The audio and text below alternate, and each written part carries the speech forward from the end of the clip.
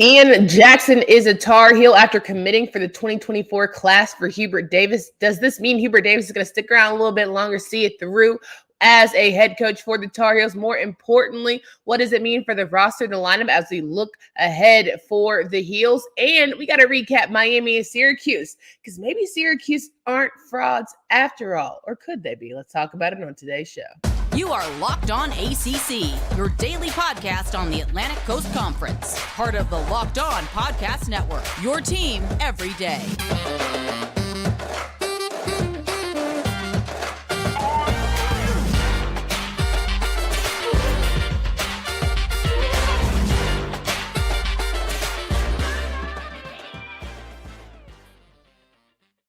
What's going on, everybody? Welcome to today's edition of Locked On ACC. I'm your host, Candace Cooper, joined by Kenton Gibbs of Locked On Wolfpack. We are live and direct as we go over some of today's hottest news here around the ACC. If you have not yet subscribed to the channel on YouTube, do that. We are on the road to 1,000, and we can't do that without your subscription. So hit that subscribe button for us. Leave comments. We love when you talk to us because we certainly will talk back. Kenton, hope you had a good weekend. A lot of good things coming out of this bad boy. You know, it was a great weekend besides seeing all of the Photoshop edits of the great Dr. Martin Luther King Jr. You know, we need to snatch away two things from all communities. And I feel like the podcast mics and the Photoshop editors, they just need to be, you know, and they can take our mics with it, honestly. It's a small price to pay for the greater good of humanity. 1,000%, a small price to pay, but we have to keep our mics hot as we just dropped the news of Ian Jackson. He is committed to UNC, the 6'4" 5-star recruit. Let me make sure I get my stars right because, you know, people like to get touchy about their stars. 5-star recruit out of Bronx, New York. A super talented young man has decided he is going to take his talents to Chapel Hill. He also comes off after the December 28th announcement of Elliot Cadeau. So you've got North Carolina with the number one class here of 2024. It's feeling great right now for the Tar Heels. How you feeling about Ian Jackson's decision to come play for the Heels? I think he's an absolutely massive get. Again, I tell people all the time that the reality is these recruiting sites aren't getting it wrong a ton. These recruiting sites, yes, players don't pan out and all that, but these recruiting sites, these folks get paid real big kid money and lead real big kid lives to follow around these high schoolers and decide who is what or who has looked like what amongst their peers and against competition of their level. So, I mean, I think that this is a huge get, and I think that this recruiting class is a very big statement for Hubert when, you know, right now they're looking at UNC is looking at a season where you're either going to go deep into the tournament again and shock everybody again, or people were going to be looking at Hubert like, all right, what's going on here? Why can't you win? What is happening? Roy had these boys rolling just fine, and now all of a sudden you show up and we're a middle-of-the-road team. What's the problem? Yeah, North Carolina, again, now has the number one ranked recruiting class in 2024 cycle. Not only do they have Cadeau and Jackson, they also have Mr. James Brown, not, you know, the one who's too funky for himself, but Drake Powell. So it's a good day for UNC. It's a great day to be a Tar Heel, as mentioned. And I think overall, it's a very exciting time. It starts to see the trend that we normally see out of the boys in royal blue, right, of having number one recruits. But I think it's nice to have all the stars. It's nice to have all the commitments. I want to see it on the court. Ultimately, that's what I'm type of person. Like, you can have 2 stars, but if you got that hunger, you got that dog in you, it really doesn't matter. But hopefully with all these guys getting all of these accolades so early, it'll be good for the boys in baby blue, like you like to say. With all due respect, the reality is the reality. Again, the recruiting sites don't get it wrong that much. How often do we see a team full of 2 stars be the team full of 5 stars? And yes, we see it more. But those guys end up being like seniors. Like we talk about, if you look at like the Clemsons, we probably had 3 and 4 star. What? Listen, the reality is simple. The teams that get the best players more often than not are the best teams. That's just the reality. Now, we do see times where teams are not meeting up to that, especially, again, in basketball, things get a little different sometimes. And all of a sudden, we're seeing these things where the traditional, it's not the best of the best players are not even going to high school anymore. I mean, college anymore. They're not going to college anymore. They're looking up and saying, why would I go play for you in dear old state or dear old University of North Carolina when I could go ahead and go to the overtime league and make about $500,000 to play there, or go on over to the G League and make a couple $100,000 to play there, whatever the case may be. It's getting a little different, but the reality is these stars are not just pulled out of people's hinds. This is reality of what people are looking at. And I'm not going to say the stars are everything because, again, like we've talked about with UNC's football team, you have to develop these players if they're going to be around for a while. But these getting a class this big or getting a class this talented is massive for Hubert Davis. But like I just said, Clemson ultimately is the number one team in the ACC, and they don't have 5-star recruits. So I don't think that the stars are that big of a deal. I mean, hey, there is always an aberration to the rule. I mean, there's always going to be one or two aberrations to the rule. That doesn't change. Pitt sitting right behind them. Do they have 5 stars? The exceptions do not change the rules. But it's not. But it's not exceptions. Like you sit here on yourself and talked about there's a shift in college basketball and the veteran leadership guys are sticking around because of the NIL deals and all the things. So is it Uchiwali or one Mike? Like what is it?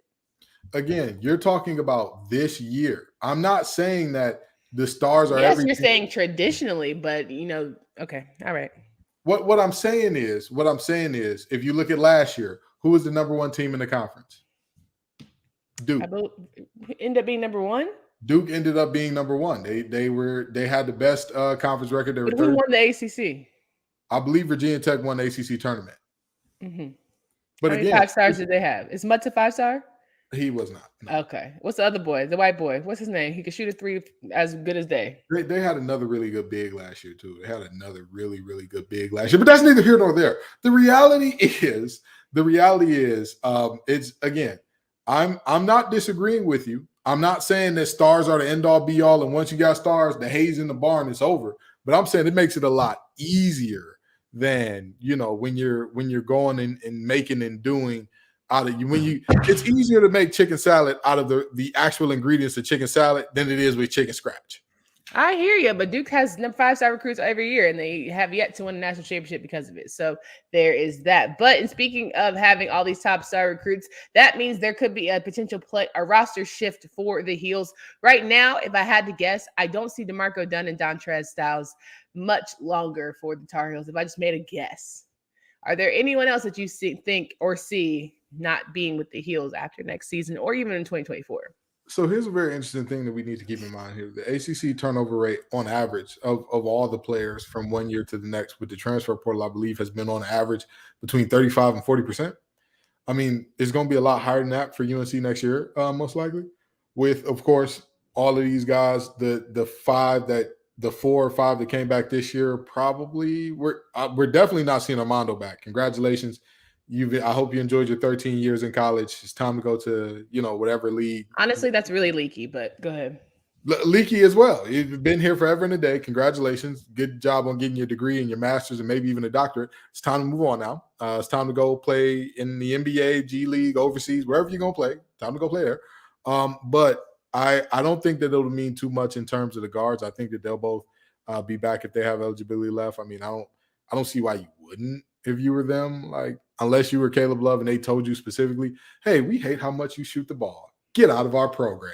Like there's no reason to really go ahead and go. Well, if you can't fine-tune the shots, I ain't going to sit here and say you need to stick around for longer, but that's neither here nor there. There's a lot more to come for basketball. We got to talk about Miami and Syracuse because, boy, was that an incredible game. But first, I want to remind you guys about our friends at Built Bar. We know this is a new time of the year where we're all trying to get our bodies right. We're all trying to get snatched and all of the fun things that come with, being a part of the ACC or being a part of just getting fit and healthy for the new year. But what makes Built Bars so good? Well, let me tell you just why. Okay, they are 100% covered in real chocolate. They are delicious, and more than that, they have all the great nutrients for you. One thing about Built Bar, they will make sure that they have delicious 100% covered in chocolate while giving you only 130 calories and 4 grams of sugar.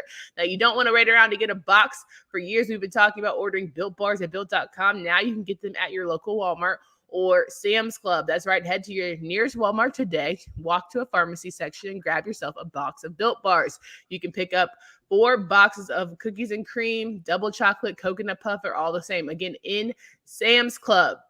We're rocking and rolling with Kenton Gibbs of Locked On Wolfpack. We're talking about some great games, and immediately, as we're recording this, Syracuse and Miami had a doozy. And can you just talk to how the fraud comment came about yesterday? We were talking about Syracuse being a fraud, and I don't know. Things got a little dicey after that one. Hey, listen. Syracuse fans, I'm sorry. I picked some low-hanging fruit because I'm like, they're not going to be a very good team this year. But in all fairness, the comments did get me together, and I'll own that. I'll own that as a man. I was wrong there. Nobody is considering Syracuse a seriously good team this year. So they're But why not? Why aren't they considering them a seriously good team? They're not, trash, and they catch on usually towards the end of the season. They're almost right on time for Syracuse.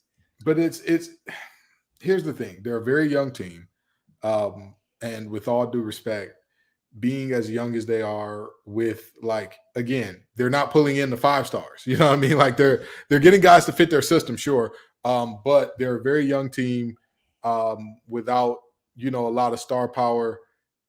I mean, hey, Jim Boeheim's a great coach. Coaching means a lot in college. It means a ton in college. Still don't want to call that team a really good team or look at them and say, oh, yeah, I'm expecting this team to go ahead and be one of the best in the conference. Like, if you're being honest with yourself, you're being real with yourself, you're not going to say that. You're not having that conversation about that. Well, let's talk about Caleb Patry's comments saying, how is Syracuse possibly a fraud? They're not even in tournament conversation. 4 freshmen play 20 minutes plus. Edward leads ACC in rebounds. Girard is top 10 in scoring. I mean, listen, good for those two, but they're still not a good team. They're still objectively, they're not a good team. They're not a team that I'm looking at and saying oh, I expect them to really I'm surprised that they're not good, which again is me breaking my own definition of what I defined as a fraud, which I'll own. I was just about to say. I own that. Again, they were low-hanging fruit to be oh, Syracuse is a brand name. They're not very good. Ka-chow. There we go. But they took Miami to the end, 17, Miami to the end. It definitely was a couple possessions. You had Judah Mintz cough it up at literally final couple plays trying to be the hero. But Syracuse was in that, should have won that game, for being honest. Let me tell you something. Miami, this University of Miami basketball team, Jim Lordnaga, Isaiah Wong, Miller and company, they wouldn't have been able to survive in the Gibbs household. They wouldn't have been able to survive coming up. You know why? Because my mother always had one simple rule for us. When it was dinner time, lunchtime, breakfast, didn't matter what it was. If you had a significant amount of food in front of you, there was only one rule. Do not play with your food. Don't play with it. It's there to be eaten. Don't play with it. Miami has a very bad habit of playing around with their food, of toying around with these teams. We'll figure it out in the second half. We don't really need to show up right now. Well, no, I don't really feel like opening up this game strong.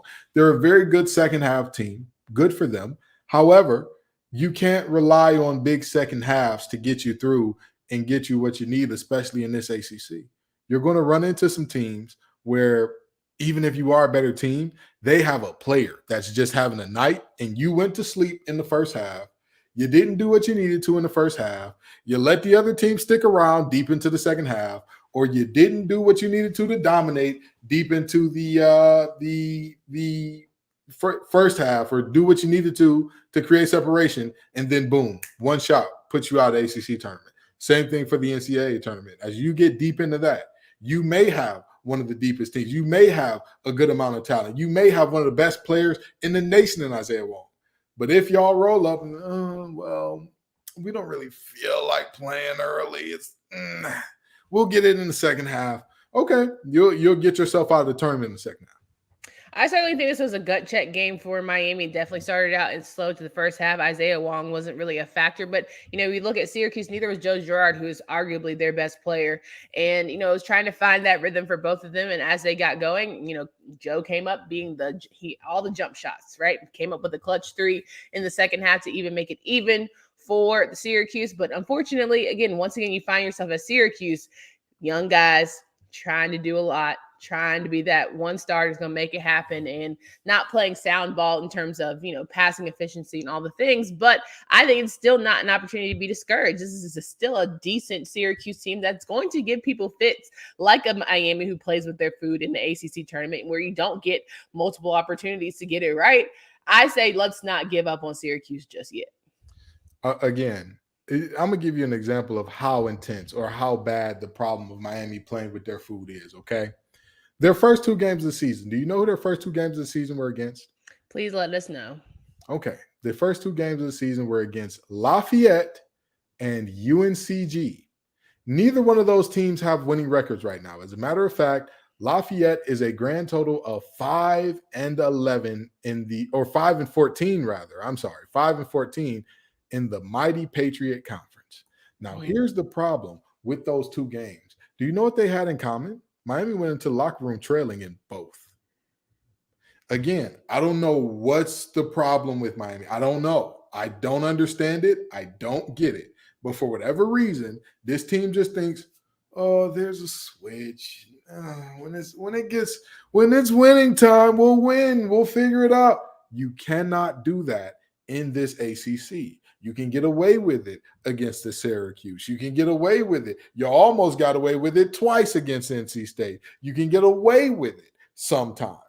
You will not be able to get away with it more often than not, which honestly is making Miami. I mean, y'all are better than people may have thought you were coming into the season, but you can slip into that fraud category, baby. I am not afraid to call you a fraud now. Not afraid to do it.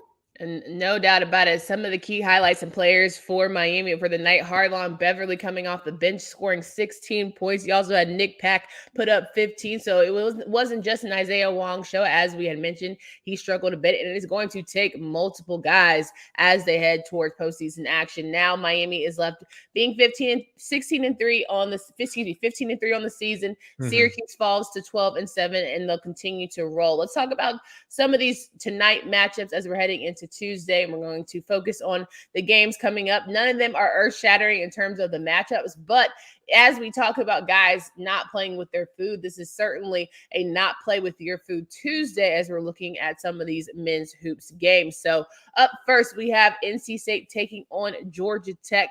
Georgia Tech team that, is having a forgettable season, 8-9 currently on their record, 14-4 NC State team that knows they've got to keep that momentum going because they have a big matchup. They shouldn't look too far ahead on Saturday at 5 p.m. They'll play UNC, but at 7 on ACC Network, they'll face off against the Yellow Jackets. How do you feel about this game? Definition of a trap game. The literal walking, talking definition of a trap game. This is Georgia Tech team.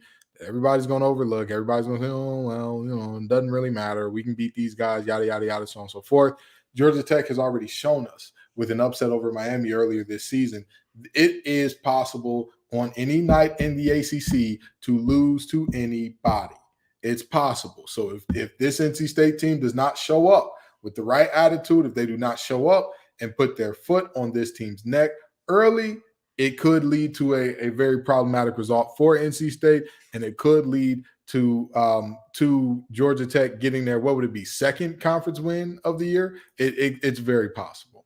This is definitely a show and prove game for Baby T. You talk the junk, you talk about how good your school is or how, you feel like you're flowing at your own vibe and all the things. This is one of those games where you keep telling people, yes, we can be anybody, anywhere, any court, all the things. And I think, they'll certainly prove that against Georgia Tech. I don't see it being much of a problem. Florida State will take on Notre Dame. Florida State currently 5-13, Notre Dame 9-9, trying to get above 500. And, Bray and the boys certainly have an opportunity with this mediocre Florida State team. But, Florida State can cause people fits. It's just, can they finish games? That'll be the true test for them on at 7 p.m. on ESPNU. This is going to be a game that I think is, in the grand scheme of things, not going to be very relevant to anything in terms of major positioning or anything like that, or tournament time, or even the ACC tournament, not going to be a major factor in that picture. But with that being said, these are two teams that are playing for pride. Coach Ham is coaching for his job. So is Coach Bray over there. I mean, the reality is, actually, let me not say Coach Ham is coaching for his job. I think that he's got to, until he wants to retire, no longer wants to do it. He's got it. I'm not sure about Bray, though. I don't know. He also has a lifetime. He has one too. Bray definitely. Who wants to coach Notre Dame men's basketball? All I'm saying is this. Who wants to coach Notre Dame men's basketball? All I'm saying is this. Give me 5 people. The level of success that Notre Dame has had in the past, I don't know how you say Bray has a lifetime. I'm not saying he's a bad coach. I'm not saying that at all. I'm just saying I don't see how you give him a lifetime given the amount of success that you have had as a program. And now looking at some very bad struggles here. I mean, it's only recent bad struggle. It ain't even like they're terrible. It's just, some years just off. I The mean, way people think that ACC basketball is, to me, the standard. So to say like people are like, oh, they're awful, is like, are they awful or are they playing other really good teams? I mean, it's a bit of both. I think it's a bit of both. Like the reality is, you can't. They just got their first conference win of the season last week. I want to say against Georgia Tech. Like, and that's fine. It's January. It's January. Okay, well, Early January. We're not even at the half. We just met the halfway point. I'm gonna say this, and I'm gonna leave it here. At the end of the day, this is two teams playing for pride, and again, at the end of the day, you don't want to lose a game like this on either side. Like, just the competitors' fire, just the spirit of, hey, listen, even though we're having a down year, we still want to have something to hang our hats on. And you know what? We may be having a down year. We may be playing guys who are going to be playing in the NBA next year at some other schools that we play in the ACC. But this matters to us. This means everything to us. It's going to be one of those games for both of these teams. So let's see what they got. Another trap game potential. Boston College going to Chapel Hill to take on North Carolina. The 12-6 Tar Heels are looking to keep their momentum rolling after the big expected win against Louisville, having Armando Bacot play hurt. Maybe this is a game where if things are going well, you rest the guy, let his ankle get even more healthy than it needs to be. But it should be a gimme. But what we say about gimmies, sometimes they can get you caught up. Gimme got shot. And it ain't gonna work out well all the time if you keep counting on gimme. No, but seriously, this is a Boston College team that, much like their football team, their coach has many people after media days. You hear their coaches speak, and you're like, "Oh, I want to run through a wall for that guy. I like him a lot," and all that good stuff.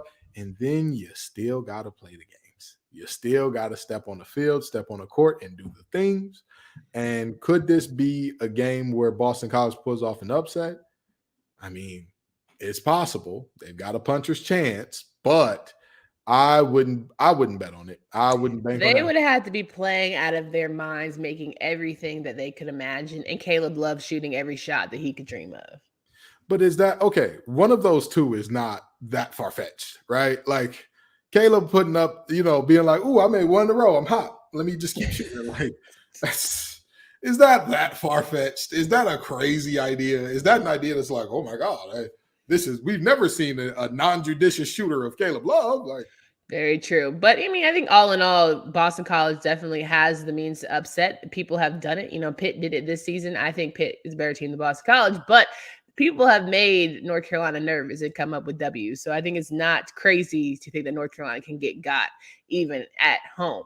Again, I think they're a really long shot. Don't want to hear nobody saying, "Oh, Ken, you picked Boston College to win." Not saying that. I think they're a very long shot, but they got a puncher's chance as long as they show up. Well, everybody got a puncher's chance if they suit up. Like what? Okay, anyway.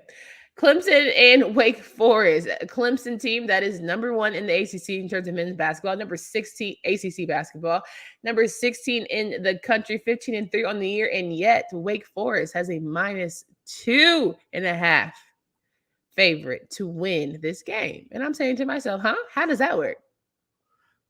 Sometimes Vegas wants to give away money, and this feels like one of those moments because I don't get it. I know that the road is supposed to be like a 2-3 point thing, and I understand that everybody keeps waiting for the bottom to drop out on Clemson. Now I get it. I'm not saying that it's a thing that necessarily makes sense, but I understand that Clemson is playing above their heads, and we're waiting. Are they playing above their heads?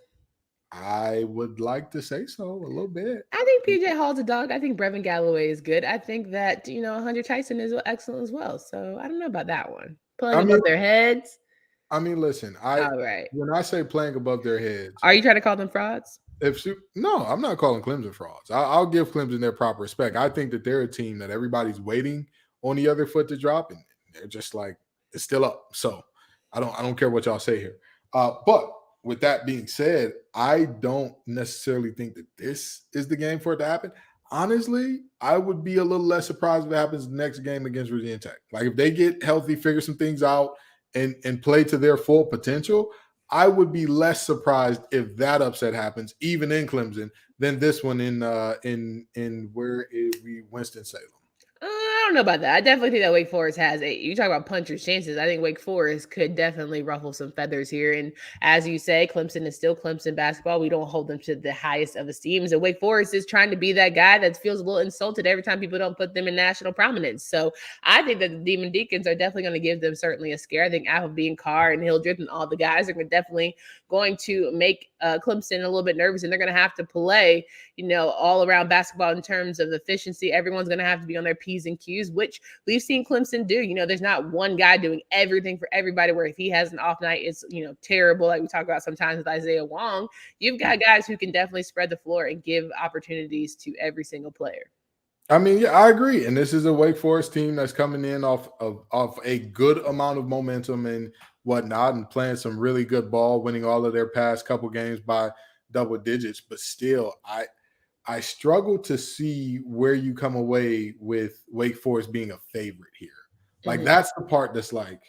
Well, I'm sure Clemson literally has Michael Jordan on the wall and said, I took that personally, because at the end of the day, don't tell me, I haven't shown I'm the best team in the ACC for you to still consider me an underdog.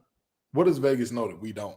Do they know something about Hunter Dyson or something that we are all looking at like, well, what's going on with him? Because TJ might have break his pinky toe. Who knows? I don't know. And they ain't told nobody yet. They ain't announced nothing yet. It's just going to come out in the middle of the night. But maybe Vegas really loves Winston-Salem. Maybe they think Joel Coliseum is a place to be and it's really hopping. We'll see. I don't think it's that hopping, but we'll see. There's a lot to go over for the Tuesday game. Please make sure you leave comments and all the fun things. We love to talk to you. We talk back. We certainly appreciate all of it. And make sure you download, subscribe to the podcast from anywhere you're listening. We've got a full week's worth of ACC basketball games on the men's and women's side. We're going to talk about some women tomorrow. We've got a lot of good stats to go over, a lot of games to preview. And I think it's going to be a good time because, listen, I already got Tanaya Watson on my brain. I think that girl is absolute truth. Is it Tanaya or Tania? Is it Tanaya? I thought it was Tanaya, right? I believe it's Tanaya. I thought it was Tanaya. I got her in my brain, and I'm just thinking about how incredible she is. So I want to talk about her tomorrow, especially, and just how they're rolling Florida State Rookie of the Week for like the 9th time in a row. She's just incredible. So we're going to talk about her as well as some games as we prepare you for, again, all things ACC hoops. And you never know, there could be a little ACC football action there. Maybe we'll get a new commissioner. Who knows? I'd like to spice it up. For Candace Cooper and Kenton Gibbs, until next time.